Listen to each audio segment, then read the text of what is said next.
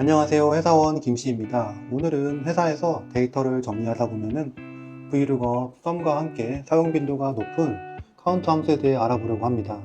카운트 함수는 단순한 카운트 함수 자체만으로 많이 쓰이지만 카운트 if를 실무에서는 주로 많이 사용합니다. 제가 회사에서 업무할 때 어떤 데이터의 빈도를 보여줄 때 많이 사용했었습니다.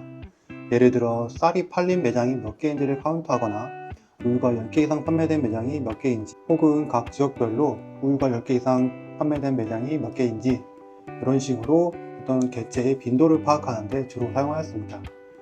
이러한 카운트 함수에 대해 설명과 예시를 통해 알아보도록 하겠습니다. 따라오세요. 일단 카운트 함수에는 크게는 총 4가지가 있습니다. 카운트, 카운트 A, 카운트 블랭크, 카운트 if, 카운트 ifs가 있고요. 카운트 같은 경우는 제일 기본적인 카운트 함수이고 숫자가 있는 셀의 개수를 세주는 함수입니다. 그 다음에 카운트 A는 숫자뿐만 아니라 문자를 포함해서 비어있지 않은 셀의 개수를 세워주는 함수입니다. 카운트 블랭크는 카운트 A와는 반대로 비어있는 셀의 개수를 세워주는 함수입니다.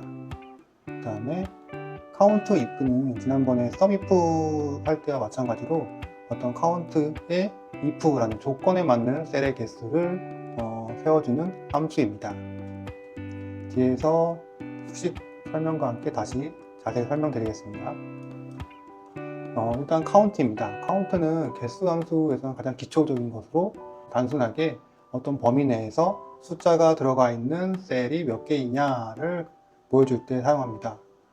카운트할 범위는 범위로도 만들어줄 수 있고 각각의 카운트할 셀을 입력할 수도 있습니다.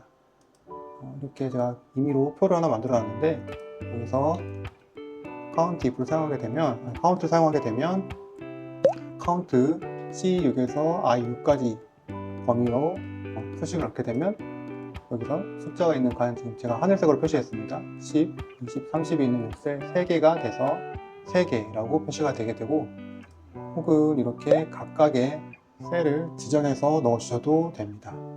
C6, D6, E6, F 이런 식으로 넣어주셔도 되고, 그 다음에 카운트 A입니다. 카운트 A는 단순히 숫자뿐만 아니라 이 칸에 어떠한 거는 또 채워져 있으면은 그 셀의 개수를 카운트하게 됩니다. 여기도 마찬가지로 카운트 A라고 쓰고 가로하고 카운트할 범위 또는 카운트할 셀을 각각 입력해 주셔도 됩니다. 여기가 똑같은 표이고, 여기서 카운트 A하고 표식을 C13에서 I13까지라고 범위를 잡아주면 여기 지금 숫자와 문자가 들어있는 이 하늘색과 핑크색의 셀들을 세워주게 됩니다. 그래서 총 5칸이 나오겠죠. 마찬가지로 각각의 범위가 아닌 각각의 셀 값을 지정해줘도 동일한 값이 나오게 됩니다. 다음으로는 카운트 블랭크입니다. 이름에서도 짐작이 가듯이 범위 안에서 비어있는 셀의 개수를 카운트할 때 사용합니다. 카운트 블랭크하고 카운트할 범위를 잡아주시면 됩니다. 여기서 주의할 점은 아까 카운트와 카운트 A에서는 범위뿐만 아니라 각각의 셀로도 같은 값을 보여줬는데, 여기서는 각각의 셀 입력으로는 에러가 나게 됩니다. 그래서 무조건 범위로 입력을 해주셔야 됩니다. 그래서 동일한 표에서 카운트 블랭크하고 C21에서 I21을 잡아주면 이렇게 비어있는 회색 입력으로 되어 있는 이 두 칸을 카운트돼서 2로 나타내야 됩니다. 말씀드린 대로 각각의 셀을 하나하나 정해서 이 영역을 잡아주면 이런 식으로 오류가 나게 됩니다. 네 번째, 카운트 if입니다. 카운트 if는 카운트 뒤에 if가 붙음으로써 어떠한 범위 안에서 하나의 조건을 충족하는 셀의 개수를 카운트 해줍니다. 그래서 카운트 if, 카운트할 범위, 그 다음에 조건을 표현해주면 되고요. 동일한 표에서 예를 들면 10보다 큰 셀을 몇 개인지 세워줘 라고 할 때 카운트 if 하고 카운트할 범위 C29에서 I29, 그리고 조건은 10보다 큰 셀 때는 조건을 넣을 때는 큰 따옴표를 하고 따옴표 10보다 크다 라고 표시해주고, 또 따옴표로 마무리하고 가로 닫아주시면 10보다 큰 셀, 10보다 큰 요건 아니겠죠? 20, 30이 카운트 돼서 2개라고 됩니다. 다음으로는 이 표에서 사과라고 쓴 셀을 세워줘 라고 했을 때는 카운트 if 하고 범위를 C29에서 I29로 동일하게 잡아주고, 이번엔 조건이 사과가 되겠죠. 그래서 큰 따옴표하고 사과라고 하고 큰 따옴표하고 가로로 마무리를 해주시면 됩니다. 그러면 사과라고 씌워진 한 칸이 카운트가 돼서 값이 하나로 나오겠죠.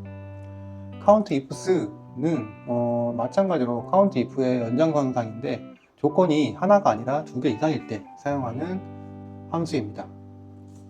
제가 sumif와 sumifs를 할 때도 그냥 sumifs로 통일해서 기억하고 있다가 사용하시면 될 것 같다 말씀드렸잖아요.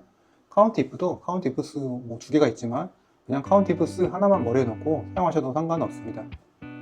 그래서 여기는 countIfs 하고 가로하고 첫 번째 조건이 되는 카운트할 범위, 그 다음에 조건 1 넣어주고, 두 번째 카운트할 범위를 넣어주고, 또 조건 2 이런 식으로 세 번째, 네 번째 쭉쭉 계속 늘릴 수 있습니다. 그래서 이 표에서 보시면 C보다 큰 A가 몇 개입니까? 했을 때 그 다음에 countIfs하고 여기 위에 37 행에서 A가 조건이 되고, 그 다음에 밑에서는 10보다 큰 거니까 38 행에서는 큰 따옴표 10보다 큰 거, 그 다음에 큰 따옴표하고 가닥도 하면은 A 중에 10보다 큰 거는 2개가 나오겠죠. 20, 30, 이 2칸이 나오게 됩니다. 2개가 있다라고 써야 되겠죠. 그 다음에 40보다 작은 B, 마찬가지로 위에서 일단 B가 되겠죠. 37 행에서 B가 조건이 되고, 밑에 숫자가 있는 행에서는 40보다 작은, 40보다 작다는 표시로 이렇게 큰 따옴표로 잡아주면 40보다 작은 10, 20, 30 이렇게 돼서 3개가 나오게 됩니다. 카운트부터 카운트 A, 카운트 블랭크, 카운트 if, 그 다음에 카운트 ifs까지 한번 봤고요. 이거를 예제를 통해서 설명드리도록 하겠습니다. 일단 이 표는 가상의 표입니다. 인적사항과 어떤 평가서에 대한 제출을 했는지 여부를 표시한 표가 되고, 여기에서 우리가 알고 싶은 것들을 여기 질문을 가지고 표시를 했습니다. 예를 들면은 현재 이름, 국적, 나이, 결혼 여부, 평가서 제출 여부라고 헤더가 되어 있습니다. 여기서 한국인 직원 수는 몇 명입니까? 라고 하고 싶을 때는 한국인 직원 수 어떤 조건이 달려 있으니까 count if로 해야겠죠. 조건이 하나이기 때문에. 그래서 count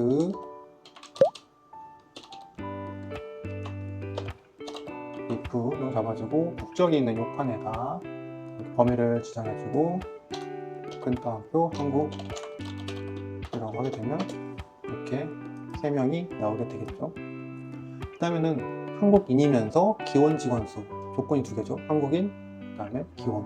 그러면 여기는 count ifs를 사용하면 되겠죠. 그래서 count ifs에서 국적 범위와 조건 한국을 넣어주고, 그 다음에 결혼 여부 범위 D열과 기혼을 조건을 적어주게 되면 한국인이면서 기혼한 직원 수는 2명이 나오게 됩니다. 그 다음에 평가서를 제출한 직원 수, 만약 평가서를 제출한 직원에 대해서만 이렇게 동그라미로 표시를 했다고 하면 평가서를 제출한 직원 수는 첫 번째로 생각해 볼 수 있는 건 count if로 카운트를 해볼 수 있겠죠. 그래서 count if 하고 평가서 제출 여부 범위인 이 열을 잡아주고, 그 다음에 동그라미를 큰 따옴표 조건을 넣고 엔터를 치게 되면 4명만 제출한 걸 알 수가 있죠. 또한 이거 말고도 count A를 활용할 수 있습니다. 여기에서 count A 하고 이 범위, 평가서 제출 여부 이 범위를 잡아주고, 동그라미가 쳐져 있는 것만 세워줄 테니까 그렇다면 똑같이 동일한 값이 4개가 나오겠죠. 그렇다면 이번에는 미국인이면서 평가서를 제출한 직원 수는 아까 한국인이면서 기혼한 직원 수와 동일하게 count ifs를 사용해서 해보겠습니다. count ifs를 하고 국적의 범위, 그 다음에 미국의 조건, 그 다음에 평가서 제출 여부의 범위를 잡아주고 조건에 동그라미를 넣어주면 동일하게 값이 1이 나오게 됩니다. 오늘은 제가 카운트 관련 함수에 대해서 한번 쭉 짚어보았습니다. 예시를 좀 간단하게 들어서 볼 수도 있지만 그렇게 어렵지 않다고 느껴지실 겁니다. 실제로도 실무에서 사용할 때도 한 번 정도만 써보시면 그 다음부터는 어렵지 않게 각 필요한 요소에 잘 사용할 수 있을 거라 생각합니다. 오늘은 여기까지 마치고요. 혹시 뭐 엑셀이나 경영 수치 관련해 가지고 궁금한 사항이 있으시면 아래 고정 댓글 링크 클릭해 주시면 감사하겠습니다. 감사합니다.